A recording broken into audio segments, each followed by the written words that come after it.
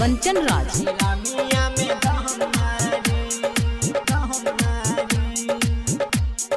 नीम चौक चौसीमा वैशाली। चलिना बम हो चलिना चलिना बम हो चलिना ए बम धइली चिलमिया हाथे चलिना होने दम मारे ए बम धइली चिलमिया हाथे चलिना होने दम मारे चलिना बम हो चलिना चलिना बम हो चलिना ए बम यही जगह गमच बिछा के आई नहन दम मारी अरौरा बाहरी नमाज किसके तिली चिलमिया में दम मारी।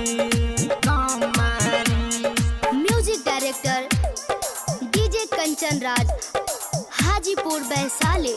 चिलमिया में दम मारी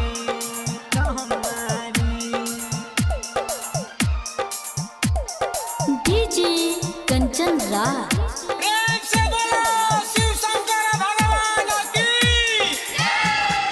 नीम चौक चौसीमा Vaishali.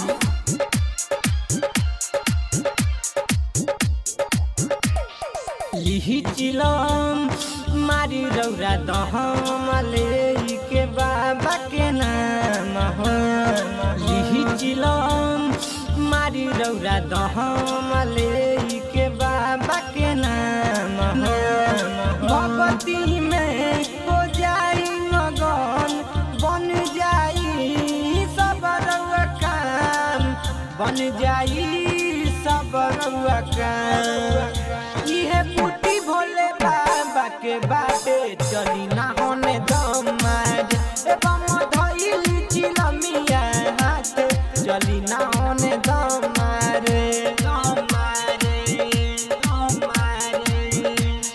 Music director DJ Kanchan Raj, Hajipur Vaishali.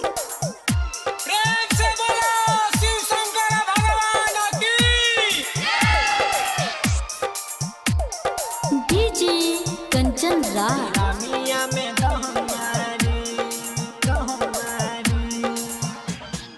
नीम चौक चौसीमा वैशाली।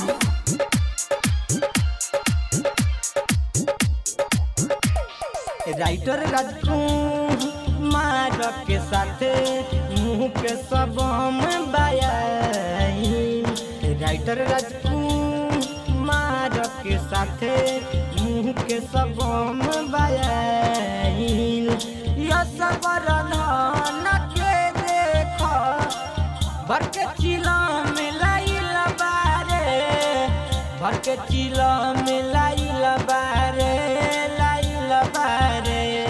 धइली चिलमिया हाथे चलिना होने दम मारे ए बम यही जगह गमछा बिछा के आई नहन दम मारी। Recording studio GK films production Bairgania.